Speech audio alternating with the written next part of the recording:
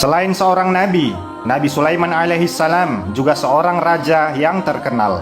Atas izin Allah Subhanahu wa taala, beliau berhasil menundukkan Ratu Balqis. Nabi Sulaiman juga dikenal sebagai nabi yang bisa berdialog dengan semua binatang. Suatu ketika, Nabi Sulaiman alaihissalam memperoleh wahyu dari Allah Subhanahu wa taala yang memerintahkan agar sang nabi segera pergi ke suatu pantai. Kepada Nabi Sulaiman alaihissalam, Allah Subhanahu wa taala akan menunjukkan kuasanya melalui sesuatu yang ajaib dan luar biasa. Nabi Sulaiman alaihissalam segera berangkat ke pantai yang dimaksud dengan seluruh bala tentaranya, baik dari kalangan jin dan manusia, dan sebahagian bala tentara lainnya dari kalangan binatang. Sesampainya di sana, beliau tidak menemukan sesuatu yang aneh atau ajaib, hanya hamparan pantai yang memanjang dan laut yang terbentang luas seolah tanpa batas. Nabi Sulaiman alaihissalam segera memerintahkan salah satu jin untuk menyelam di lautan agar membawa keluar sesuatu yang tampak ajaib jika menemukannya. Jin tersebut segera menyelam sedalam yang ia mampu sambil memperhatikan sekelilingnya. Setelah beberapa waktu, ia muncul ke permukaan dan berkata, "Wahai Nabi Sulaiman, aku telah menyelam sejauh yang aku mampu, sampai sekian ribu meter dalamnya. Tetapi aku tidak melihat sesuatu yang ajaib dan istimewa yang bisa aku tunjukkan kepadamu." Nabi Sulaiman alaihissalam tidak puas dengan laporan jin itu. Dalam hatinya berkata, jika Allah Subhanahu wa taala telah memfirmankan dan itu pasti adanya, hanya jin itu saja yang mungkin tidak mampu menemukannya.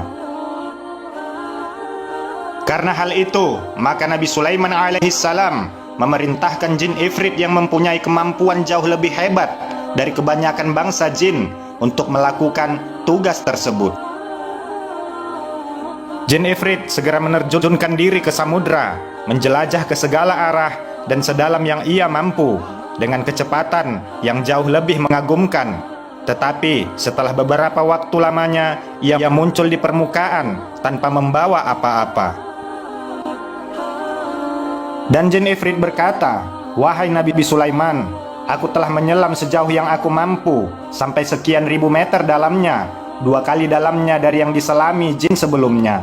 Tetapi aku tidak melihat sesuatu yang ajaib dan istimewa yang bisa aku tunjukkan kepadamu." Lagi-lagi Nabi Sulaiman tidak puas dengan hasil yang dilaporkan jin Ifrit itu. Karena itu beliau berpaling kepada salah seorang punggawanya, Asif bin Barqiyah, seseorang yang sangat ahli dan menguasai kitab Taurat. Bahkan Allah Subhanahu wa taala menganugerahinya ilmu secara langsung dari sisinya. Nabi Sulaiman berkata, "Wahai Asif, bawakanlah dan tunjukkanlah kepadaku keajaiban apa yang disembunyikan Allah Subhanahu wa taala di dalam lautan ini." Tidak seperti dua bangsa jin yang segera menceburkan diri ke samudra dan menyelam, Asif hanya diam sesaat, kemudian menadahkan tangannya ke atas dan berdoa kepada Allah Subhanahu wa taala. Tidak lama kemudian, air laut tersibak dan muncul sebuah kubah besar berwarna putih dengan pintu di 4 penjurunya.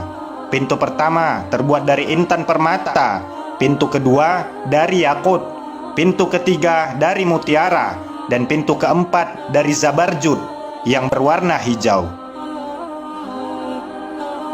Asif berkata, "Wahai Nabiullah, inilah keajaiban yang ingin ditunjukkan Allah Subhanahu wa taala kepada engkau. Ia berada di dasar lautan dengan kedalaman 3 kali yang diselami jin pertama." Nabi Sulaiman alaihissalam memandang dengan penuh kekaguman kepada kubah putih yang perlahan menepi dengan sendirinya. Kemudian pintu-pintu itu terbuka dan tidak ada setetes air pun yang membasahi bagian dalam kubah tersebut. Beliau masuk dan menemukan seorang pemuda sedang beribadah di dalamnya. Beliau mengucapkan salam dan berkata, "Wahai pemuda, mengapa engkau tinggal di dasar lautan di dalam kubah ini?" Setelah menjawab salam beliau, pemuda itu menceritakan bahwa dulunya selama 70 tahun ia merawat dan melayani kedua orang tuanya yang cacat, ibunya dalam keadaan buta dan ayahnya dalam keadaan lumpuh.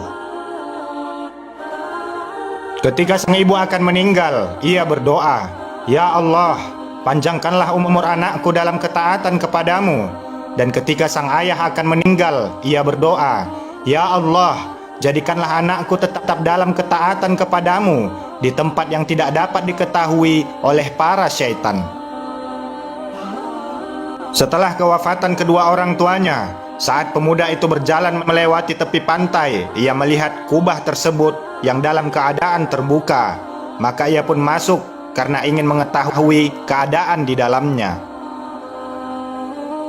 Namun tiba-tiba kubah tersebut tertutup dan dibawa malaikat ke dasar lautan yang terdalam. Maka ia menghabiskan waktunya hanya dengan beribadah kepada Allah Subhanahu wa Ta'ala di dalam kubah itu. Nabi Sulaiman alaihissalam bertanya, "Pada masa siapakah engkau hidup saat itu?" Pemuda itu menjawab, "Pada masa Nabi Ibrahim alaihissalam." Berarti pemuda itu telah tinggal di kubah itu selama sekitar 1400 tahun. Tetapi sama sekali tidak tampak ketuaan di wajah pemuda itu. Bahkan satu uban pun tidak tampak pada rambutnya.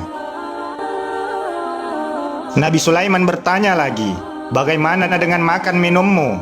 Pemuda itu menjawab, "Setiap hari kubah ini naik ke permukaan dan seekor burung membawakan makanan dan minuman kepadaku. Aku bisa merasakan semua jenis makanan di dunia ini yang membuatku selalu puas dan kenyang. Hilang semua rasa haus dan lapar, panas dan dingin, jemu dan malas. Bahkan tidak ada rasa kantuk dan ingin tidur, sehingga aku bisa menghabiskan waktu untuk beribadah kepada Allah Subhanahu wa Ta'ala."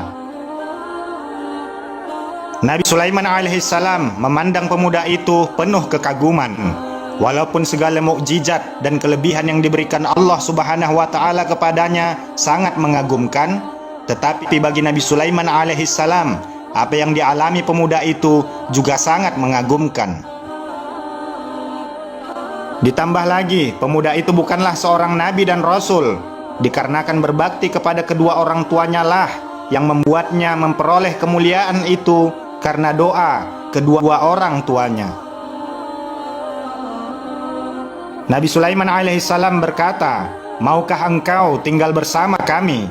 Pemuda itu menjawab, "Kembalikanlah aku ke tempat semula dan biarkanlah aku terus beribadah kepada Allah Subhanahu wa Ta'ala sampai waktu yang dikehendakinya."